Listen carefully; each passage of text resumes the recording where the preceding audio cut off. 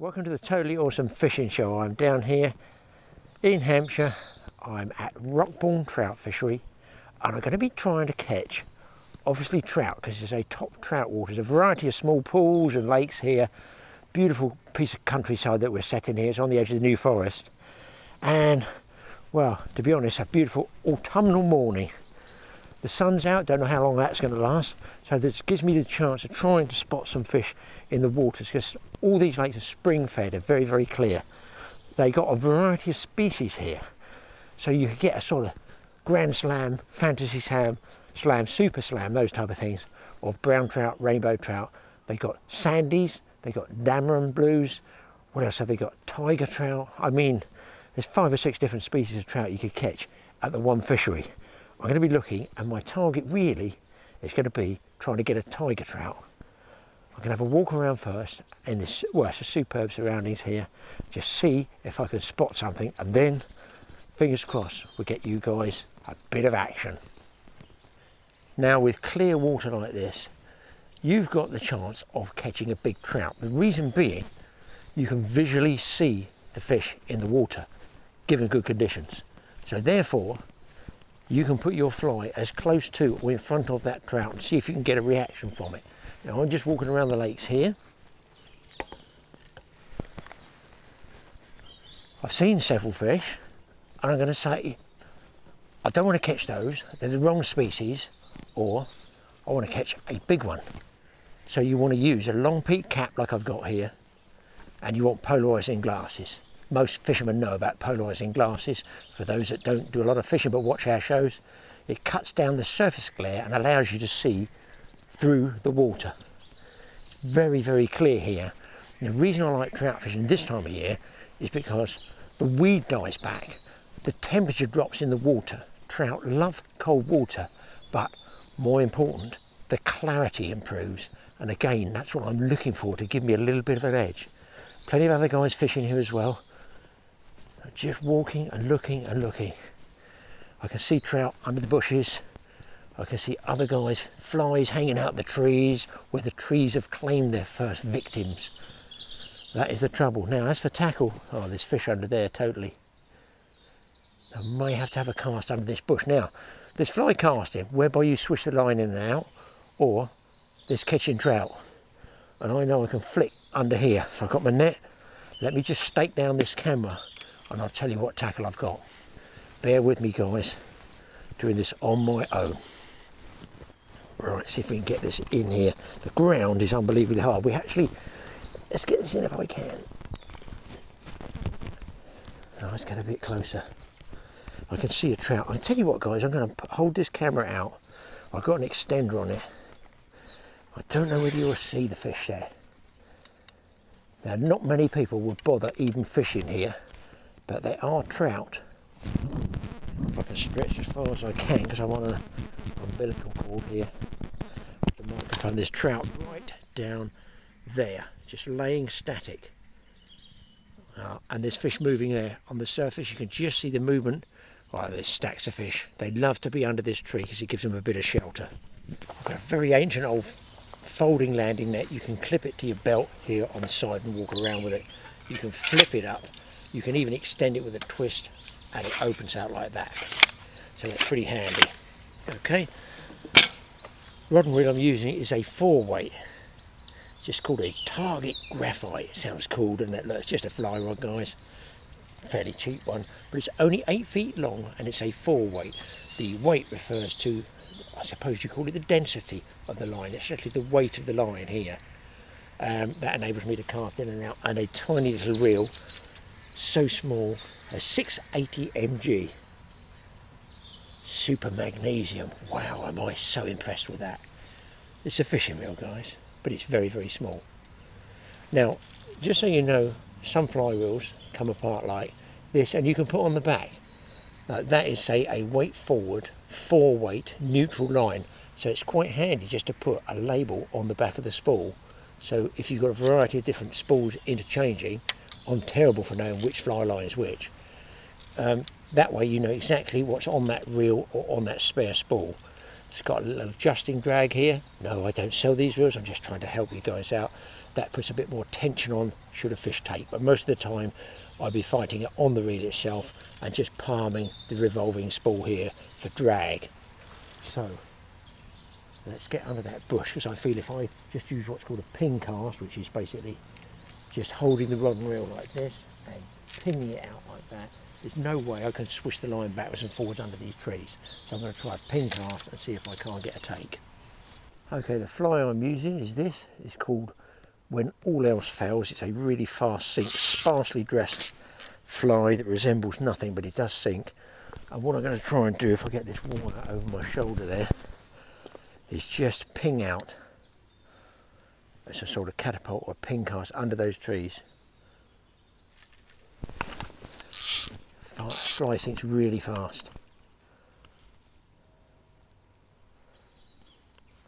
And just draw it back, raising the rod slowly, trying to look for the fly, just impart some movement to it. And see if I can't get a little bit farther out there.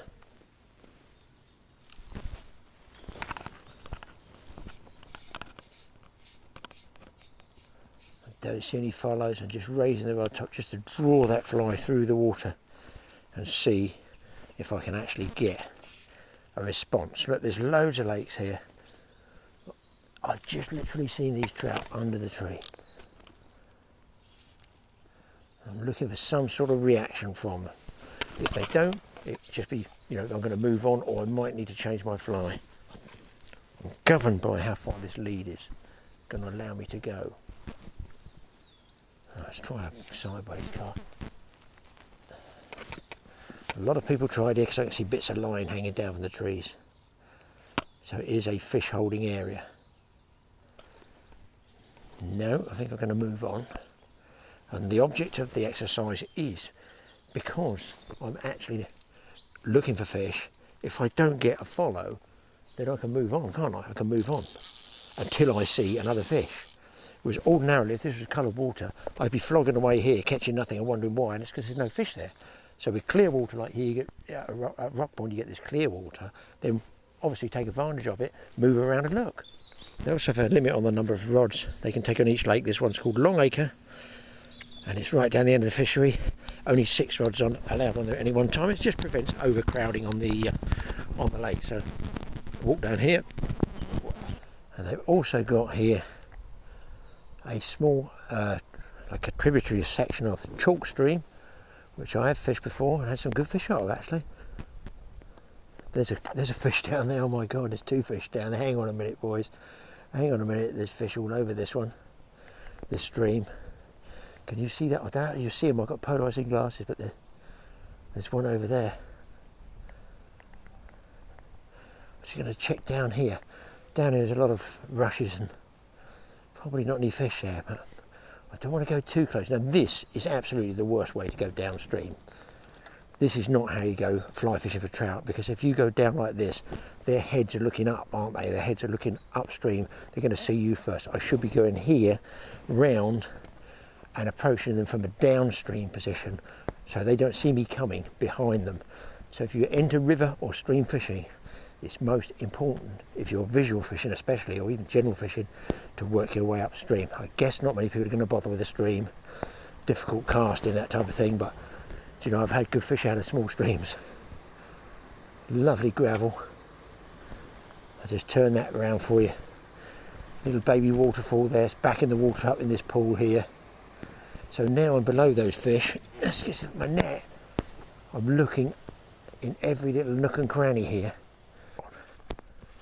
I'm scouting around looking for slightly deeper pools. I'll just show you there, there's one deep pool there, but I can't see any fish in there. It's quite low conditions, but you should be able to see clear gravel there. And the small fish darted out. There's silt lays over there. So it needs a good flood to clear that out during the winter, but basically where the mown flow is where the gravel is there, and that's where the trout are going to be lying. In the clear, faster, pacier water. So I'm working my way up. I've got my rod up there. I'm just going to have a walk on the river first. River, stream, and see what I can find. At the moment down the bottom end I see nothing, but probably further up I'm going to see a bit more. Very, very overgrown at this time of year. I've got this big pole I can put the camera out on, so there's places that I can reach. Really peaceful, quiet here. Just hear the odd pheasant, odd wood pigeon. Boom, there's a fish. 2 fish just gone downstream. You can see where they stirred all the mud up. I've obviously spooked them. I would normally put the head cam on. I literally can do a roll cast here. Flick it into that pool and just roll cast it. I know there's fish up there, I've seen them moving. What I'm going to do, guys, I'm going to unplug the mic. I'll open up the lens there, put the mic here, and try and stalk, 'cause it's almost impossible for me to fish and film at the same time.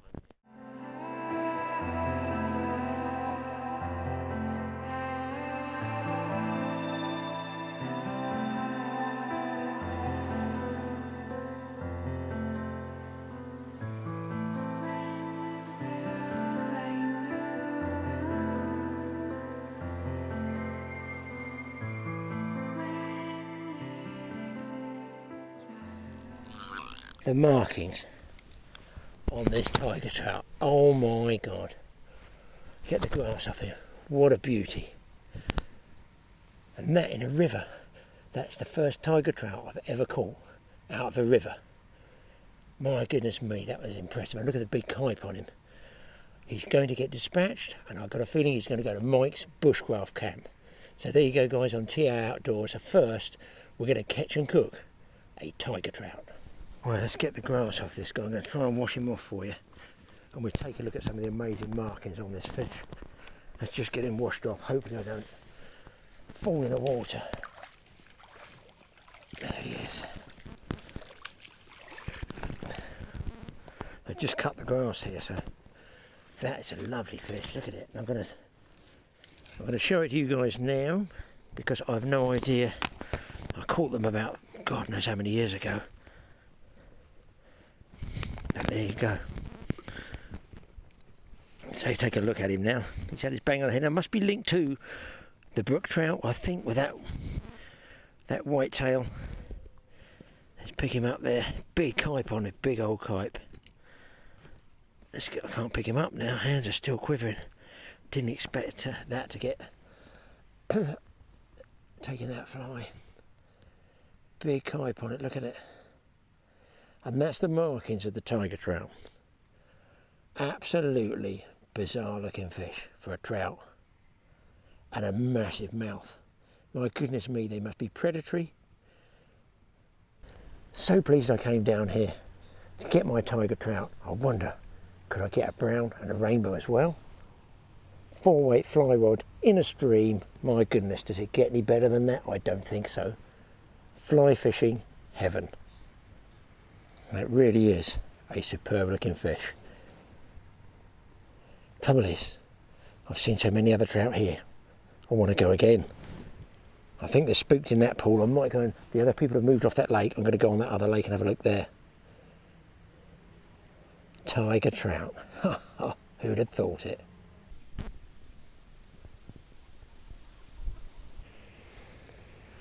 Okay, I'm just walking around looking on this Long Acre Lake, and as you can see there, hopefully you can see, guys, loads and loads of leaves. Leaves are starting to come down now. Different species, the leaves come down quicker. Over here in the UK I find the oak trees are the last ones to come down. One of the first ones to come down are the sycamore, but this makes it very tough for spotting fish. As you can see there, it's clear water, but very difficult trying to spot fish in this, because you're looking for either a static that's just chilling out, just sitting there in the cool water, or I'm looking for one that's cruising. I don't want one that's swimming fast, because that means it's spooky. A spooked fish, unlikely to take the fly. I fancy down there where there's less leaves. That's what I really do fancy, down that area down there. In fact, I've seen a fish move over there. Again, some insect life there. but we're getting towards cooler water, minimal insect life. Right, let's move on. It's sort of quite amazing really how come the autumn, all this weed that you have in July and August, which makes fishing very tough, it produces the insect life for the trout to feed on, obviously, but you just can't get through the weeds sometimes, and this is a huge amount of fisheries suffer from these problems. I'm seeing trout there. I'm looking for a slightly bigger one. I'm going to keep working around this bottom corner here. There's a nice big deep, oh, there's one of those special sandy ones. My goodness me, I think it's a sandy. Let's stake up here, guys.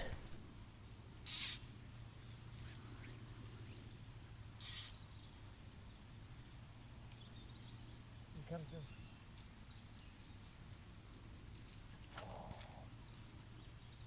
I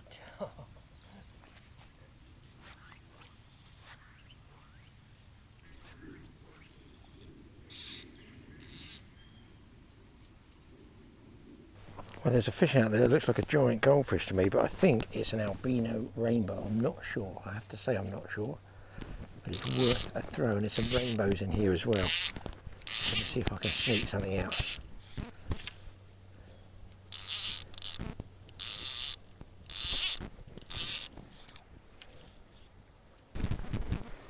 Well guys, I'm walking around here at the bottom end of this pool. I couldn't catch that other one. I think you can see there's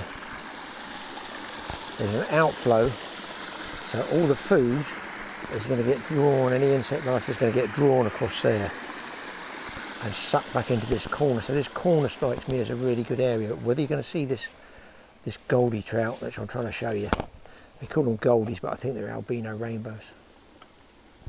There he is. Hopefully you can see him.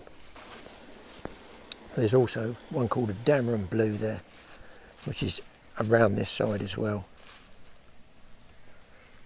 Trying to spot him for you, but I can't see him at the moment with the glare. Well, I'm going to move on, and I'm actually going to have to put the head camera on because I cannot fish properly with that pole. It restricts me too much with the camera on the pole. So I'm going to be looking around, trying to spot fish. Fingers crossed I can see some and I can get another take for you. Now that ripple come up and slightly browner water, I've lost that big trout. It's a big rainbow trout. Oh, there he is. Over there, guys. There you can see him. That might even be a different fish. It's just difficult to see them take the fly. Yeah, he's been fished. It's a big trout. It's a big trout, guys.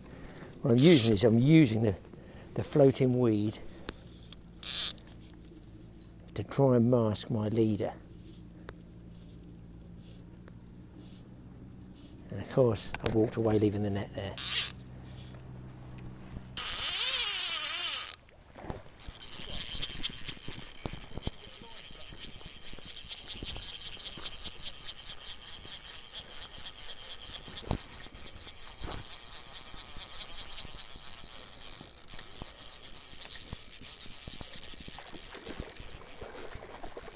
Wow, guys, fish on there. Took quite a long way out and then stripped me around the left. Oh, I don't know what type it is, but he's going for the brushes. At the moment, here he comes. Oh no, what a decent fish, look. Rainbow trout this time.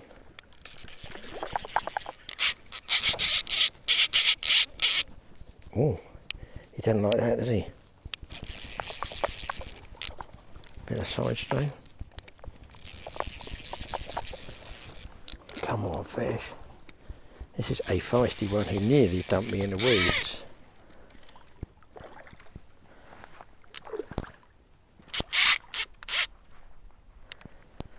And this is the fun you can have with a 4-weight fly rod. You don't need great big heavy gear. You just get away with something light, 4 to 5 weight. Come on. Good bend in the rod, man.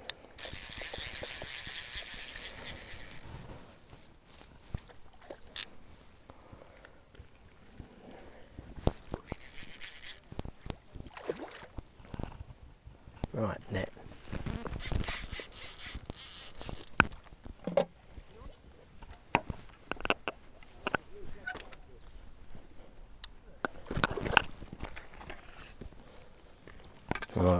net. Just need that fish to cooperate, and he's not at the moment. My God, he's scrapping. My God, it's all kicking off. It's all kicking off. Here he goes. There he goes. No, he doesn't want to come. He doesn't want to come. Hook right on the top. Oh, come on. Jumped in. What a result. There he is. There's the fly. Just there. One of the Sydnite shrimps. I don't know which one it is. Get the hook out for you. I'll show you the fish while he's still fresh. Every bit of 4 pounds, that one I feel.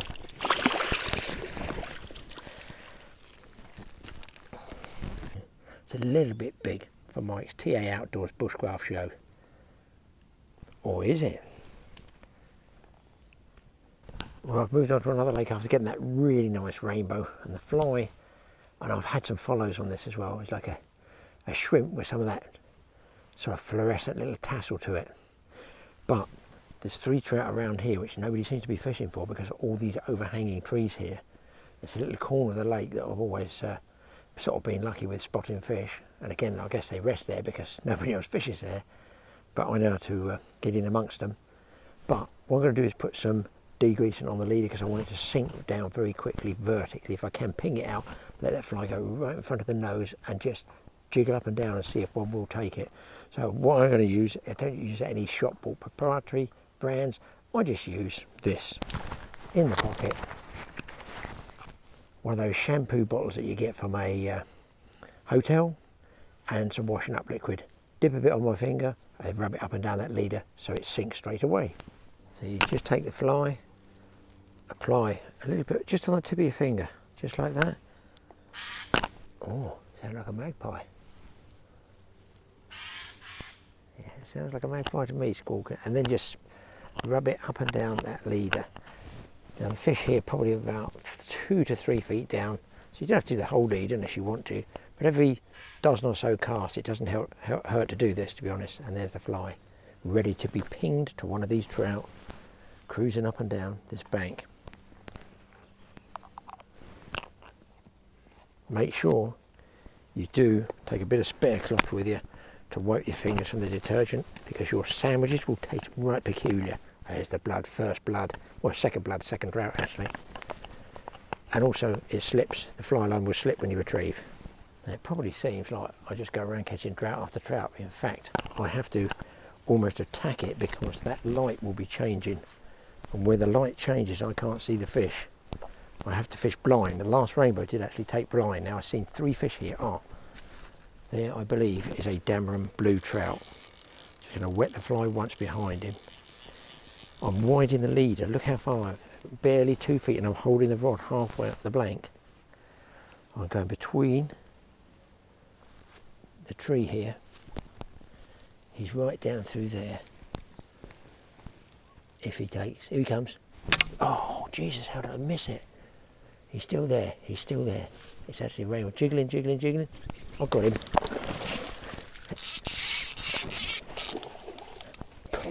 I don't know who was more surprised, him or me.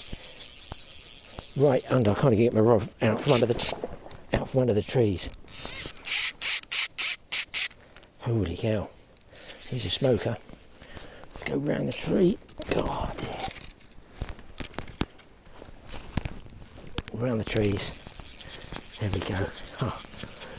I did say there was a fish there, didn't I, guys? I did say I've always been lucky in that pool there. Nobody else wants to fish for them.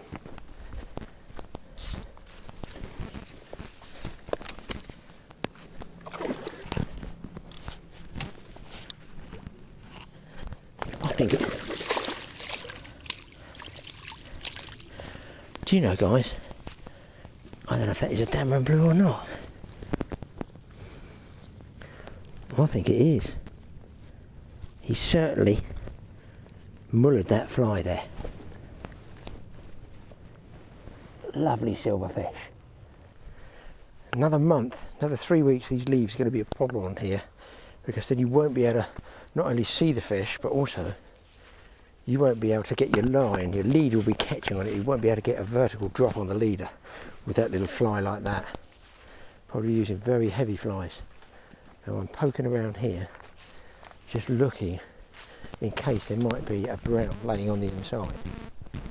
This is quite a deepish corner down here. The thing is, there's other guys fishing this lake as well. I can't help thinking that nobody is going to do that pin cast in here. It's just too snaggy, they'd be too nervous. There's not many people fish like that, you know. I think I'm going to go and look at, I think they call it Spring Lake, and it should be clear. I might be able to see a brown there. I've got a wet net, no wet feet. I've had a sandwich, a bit of flask of tea. All is well with the world at the moment. Another fish just moved there, guys. You get a movement, a hump in the water, because I walked through this open area and it spooked. My fault, I should have walked a lot slower. There you go, live and learn. Now you can see this one's called Spring Lake. So this one should be clear. I think all the other anglers have been through this, so it's probably going to be very tough. And again, it's a bit like that gold trout, because it's so clear, it allows the anglers to spot the fish and target them. So if they don't catch them, they're going to be hard to catch the longer they're in here. Scan, scan, scan, scanning. Fish there, fish there, fish moved, fish there. Do they want it faster? Will the other anglers have thought to go fast with it? Oh, could that be a brown? Wait a minute. Could that be a brown there? No.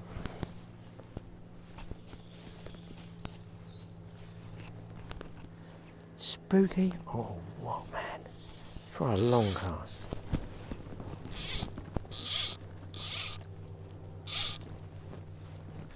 One force cast on his face. That's a good fish over there. And he is absolutely not interested. Let's move, let's move, let's move. Oh, there's a gold trout again. Why do I keep seeing these gold trout? Pretty sure he's uncatchable, but you never know. Another tip every now and then, just check that dressing, make sure it's not tangled around the hook. Now there's one down in here, so I'm going to do the same principle as I did through the trees. I'm widening all the leader through the rings by about 3 or 4 feet, and just see if I can't see that fish again. If I do, I can lower to him. He was just sitting comfortably, as they say. I'm trying to jiggle the fly about up and down, no more than a couple of inches. Sometimes you can just quiver, you can just shake the rod top like that if I hold it dead still, and that's enough to shimmy the fly. Here comes another one. Here comes another one.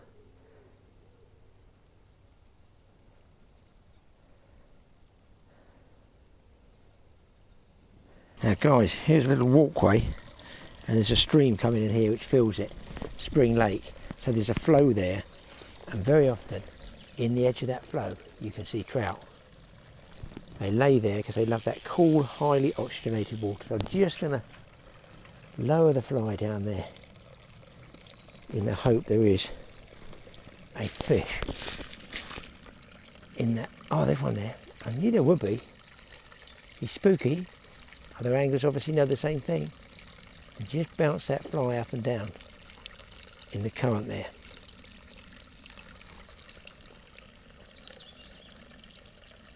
No, I think he might have seen me messing around with the camera. But anyway, you get the gist of it. There's the tip, there's the stream. That flow, the weeds, just look through the weed, the leaves, and look for a static laying there.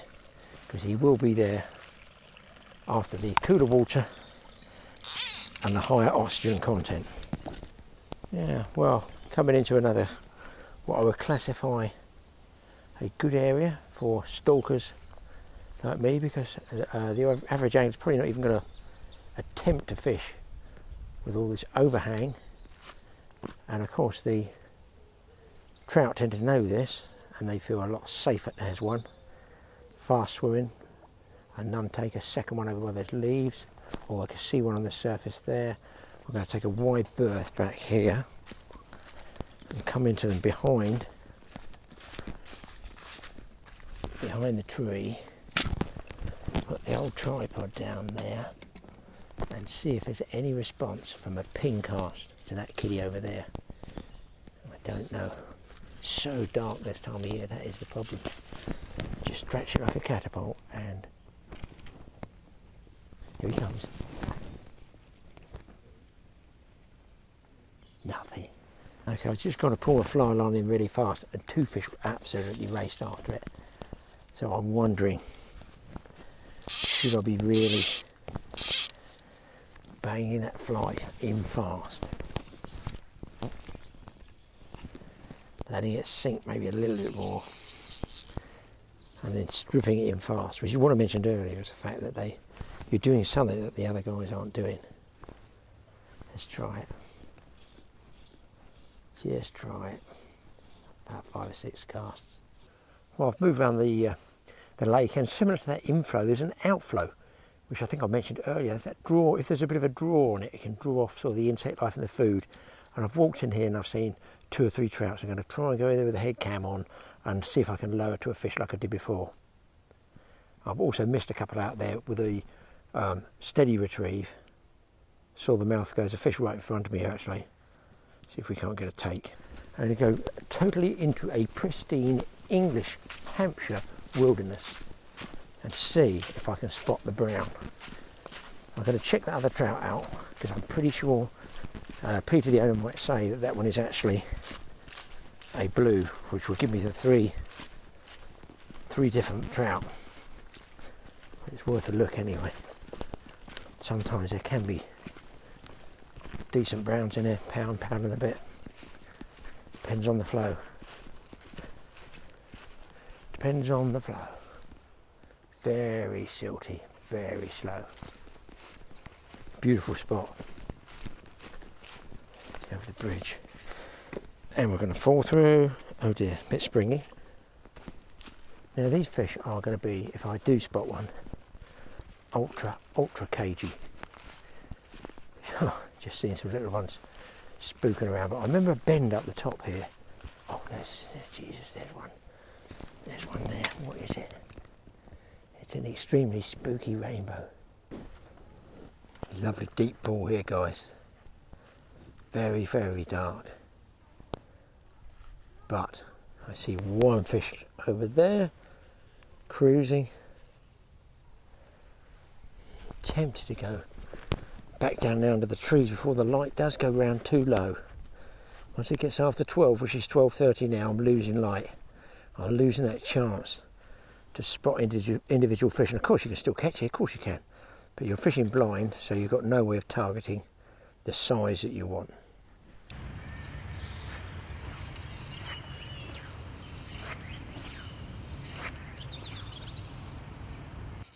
Well guys, I've changed over to a lighter leader.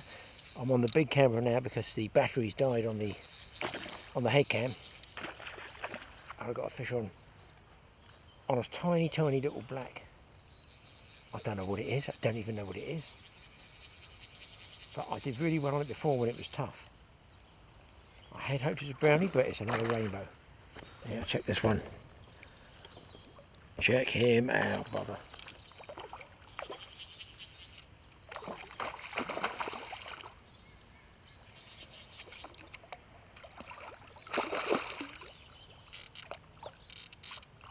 Wait for this. I actually took the fly, had him on, missed it, and he turned around and came back and took the fly again.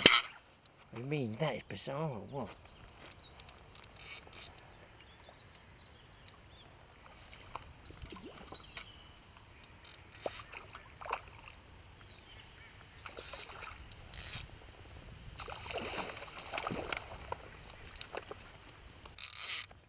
It's a sound you got to love, guys. It's a sound you've got to love. Same fly, faster retrieve. Just kept it coming constantly. A little something different. Another rainbow. These small rods actually can take out pretty big fish.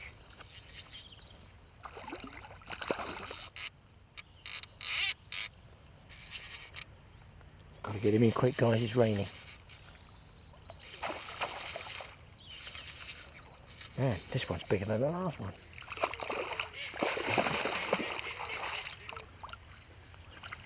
Remind me to show this fly before I lose it. And here comes the rain. And that, I don't know if that's going to focus on it, I'll show it to you later, is the fly. It's been deadly when the fishing's been pretty tough, I have to say, on a fast retrieve. It's not that funny, mate. Duck season opens tomorrow. Well, I've got an umbrella over the top of the camera and I'm down the bottom corner of this lake because out here there's quite a few fish, but it is tipping down at the moment. It's not grossly heavy, but it's definitely not good for the camera. I feel I've got to wait here for a little while. Peter, the owner, said everybody's gone home. There's only me here, so these fish could be undisturbed. Now I'm trying to find them in the lens for you. Right, there's one. Trying to find them in the lens for you, even though it's raining. There's one. That's a decent fish there. And there's 4 or 5 milling around in this corner. Again, because the wind's come around from the right, it's pushing, I guess, insect life, any bits of rubbish. They like this little corner. I feel it's just worth me waiting because there's a nice cone from that tree up the top there. It gives a shadow line underwater. And I think I might have an outside chance of getting one of these guys. So I'm just going to let this rain go through. If I do get a hookup, you people on YouTube will be the first to know about it.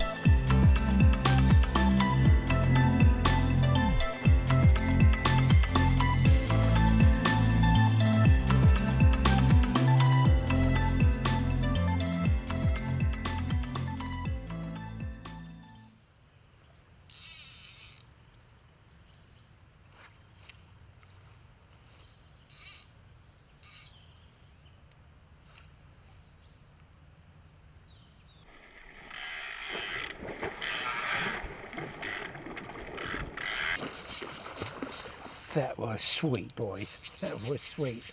I messed up the first one, which is Dameron Blue. But this one took round and just absolutely creamed it. I can bring you up now, you're allowed to come close. Hopefully it doesn't come off. I did lose one big one.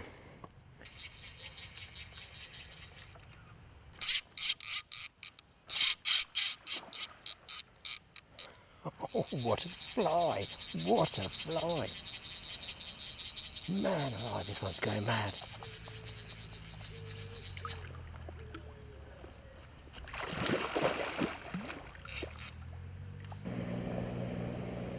Another great looking Rockbourne fish. Thanks for watching the Totally Awesome Fishing Show. Don't forget to look out for Totally Awesome Outdoor Show that's going mad. Get your copy of The Awesome Angler and keep watching because there's lots more fish to come. Tea time, buddy.